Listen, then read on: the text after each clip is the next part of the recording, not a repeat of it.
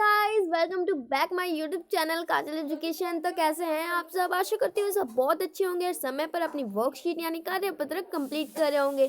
तो आज की इस वीडियो में हम करने वाले हैं शिक्षा निदेशालय राष्ट्रीय राजधानी क्षेत्र दिल्ली की तरफ से दी जाने वाली वर्कशीट 16 जिसका विषय हमारे पास हिंदी और क्लास है हमारे पास 7th, जो हमें 14 सितंबर के लिए दी गई है। तो बच्चों, जैसे कि आपको पता ही है कि हम इससे पहले वाला चैप्टर कंप्लीट कर चुके हैं, तो अब हमारा चैप्टर स्टार्ट हुआ है पापा खो गए।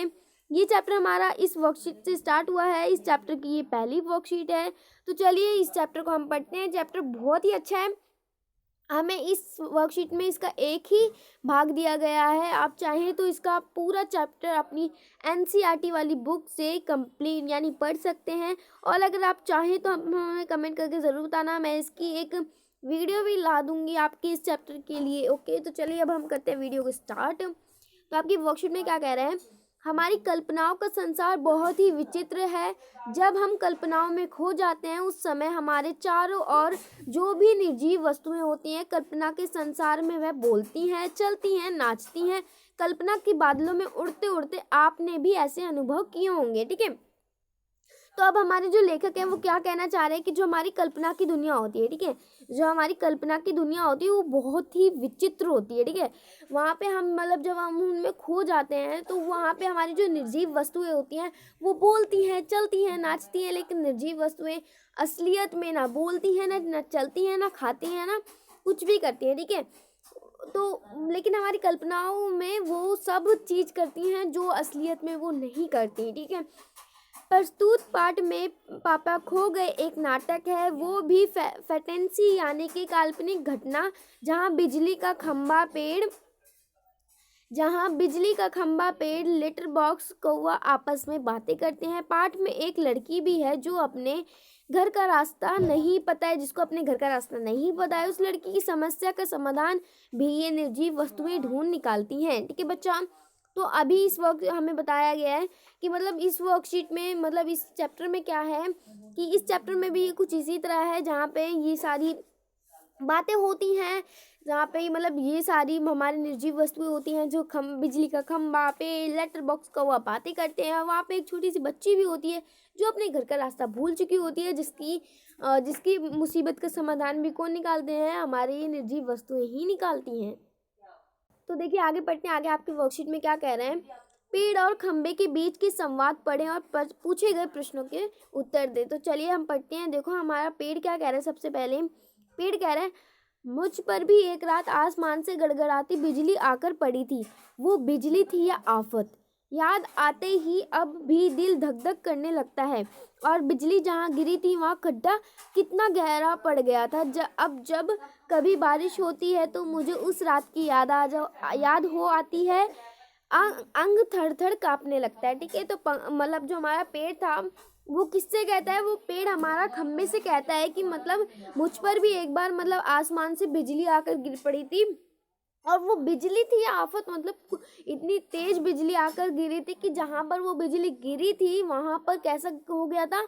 वहाँ पर गहरा खड्डा हो गया था। ठीक है, तो वो अगर आज भी मतलब पेड़ उस घटना को याद करते हैं तो उसका जो दिल होता है वो धक धक करने लग जाता है, अंग थर थर कांपने लगता है। ठीक है, इसी बात पे खंबा क्या बोलता है? मेरी तबीयत ही लोहे की है। अब खंबा किसका बना रहता है? लोहे का। तो वो तो बीमार नहीं पड़ता ना, तो वो क्या कह रहा है? मेरी तबीयत ही लोहे की है जो मैं बीमार नहीं पड़ता।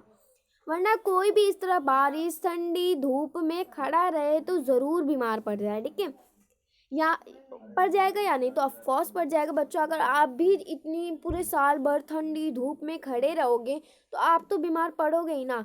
तो इसी तरह लेकिन खंबा जो होता है वो किसका होता है? वो लोहे का होता है। तो लोहे को कोई बीमारी होती है क्या? नहीं होती ना। कितने दिन बीत गए, कितनी रातें, लेकिन मैं बराबर इसी तरह खड़ा हूँ। ठीक है, अब खंबा बोल रहा है कितने दिन बीत गए, कितने रात बीत गए, लेकिन मैं तो इसी वक्त खड़ा हूँ ना। तो देखो बच्चा, इस चैप्टर में पेड़ को निर्जीव वस्तु बता रखा है, लेकिन अगर आप साइंस में पढ़ते हैं तो पेड़ एक सजीव वस्तु ही है। ठीक है, क्योंकि पेड़ देखो हम ग्रोथ करती है, खाना भी करती है और हमारी तरह हर चीज़ करती है। ठीक है, प्रजनन भी करती हैं पेड़।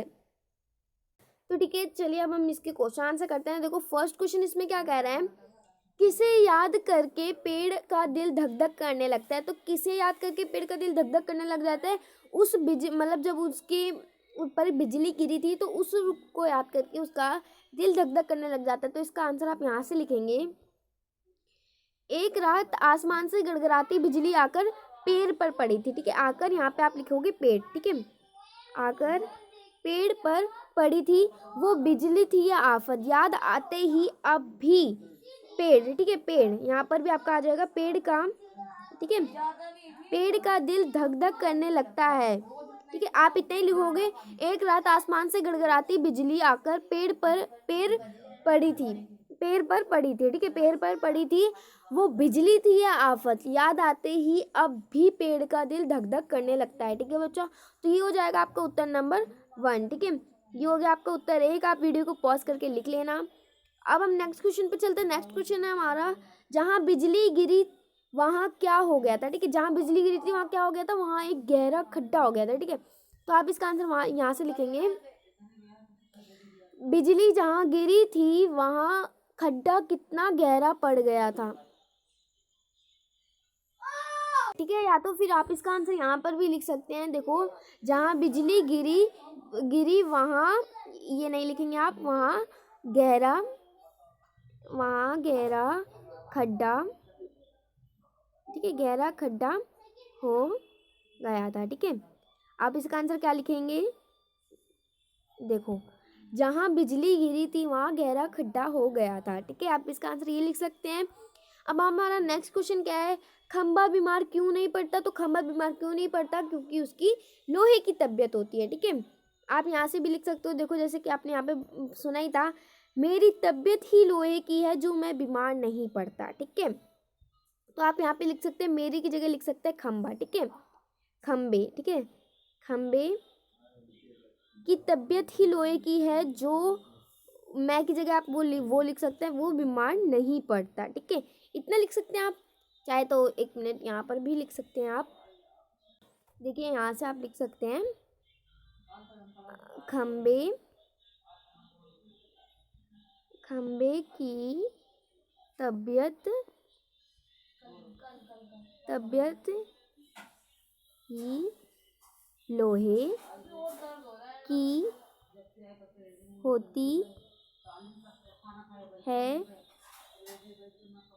जो, यहाँ पे आपका कॉमा लगेगा, जो वो बीमार नहीं पड़ता। ठीक है, आप यहाँ से लिख सकते हैं, जो वो बीमार नहीं पड़ता। ठीक है, नहीं पड़ता, आप यहाँ से लिख सकते हैं, खंबे की तबीयत ही लोहे की होती है जो वो बीमार नहीं पड़ता। ये हो जाएगा आपके थर्ड क्वेश्चन का आंसर। फोर्थ क्वेश्चन का आंसर क्या है, आसमान में बिजली क्यों चमकती है? तो चलिए इसका आंसर मैं आपको दिखा देती हूँ। तो देखिए, इसका आंसर हो जाएगा हमारा, अक्सर ही जब आकाश में बादल छा जाते हैं और तेज हवा चलती है तो बिजली चमकती है। ठीक है, ये हो जाएगा आपका उत्तर नंबर 4। ठीक है, ये आपको हो जाएगा उत्तर नंबर 4 में लिख सकते हैं। वीडियो को पॉज करके लिख लेना, अक्सर ही जब आकाश में बादल छा जाते हैं और तेज हवा चलती है तो बिजली चमकती है। ठीक है बच्चों, तो हमारी सारी क्वेश्चन हो चुके हैं, बस एक हमारी गतिविधि रह रही है। देखो इसमें क्या कह रहा है, आप किन्हीं 2 निर्जीव वस्तुओं के बीच संवाद अपनी कल्पना से लिखिए। ठीक है, हमें 2 निर्जीव वस्तुओं का संवाद लिखना है, अपनी कल्पना से सोचकर लिखना है। ठीक है, तो ये मैं आपको एक हिंट दे देती हूँ, लेकिन आपको लिखना खुद ही है। ठीक है, आप संवाद तो खुद ही बनाना सीखेंगे, क्योंकि अब देखो, हिंदी आप बड़ी क्लासेस में जा रहे हो तो संवाद बनाना आपको सीखना ही पड़ेगा। ठीक है, तो आप इसे अपनी मर्जी से 2 मतलब ज़्यादा बड़ी नहीं बनानी, आपको ज़्यादा छोटी भी नहीं बनानी, आप लिख सकते हैं। ठीक है, चलिए मैं आपको एग्जाम्पल बता देती हूँ। देखिए, जैसे आप लिख सकते हैं कि पेन बोल रहा है पेंसिल से। ठीक है, 1 मिनट, यहाँ से मैं लिख देती हूँ, पेन बोल रहा है। देखो यहाँ पे पेन है। ठीक है, पेन ने क्या काम, और पेंसिल बहन और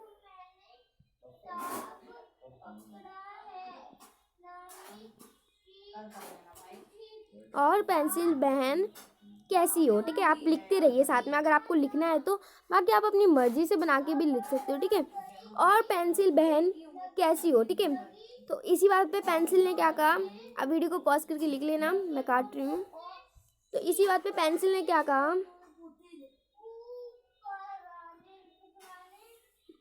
पेंसिल ने कहा, मत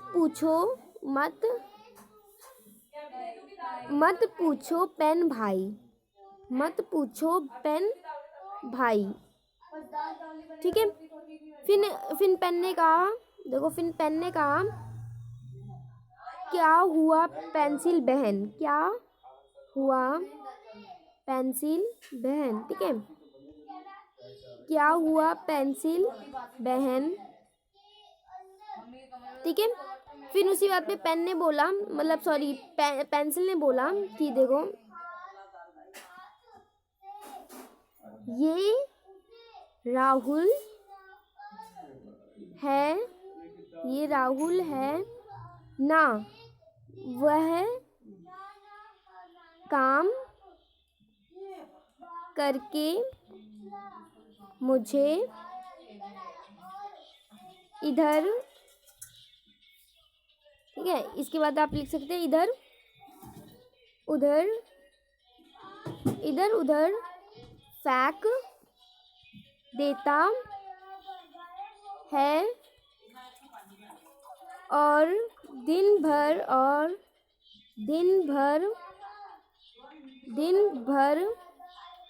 ठीक है, दिन भर शार्पनर से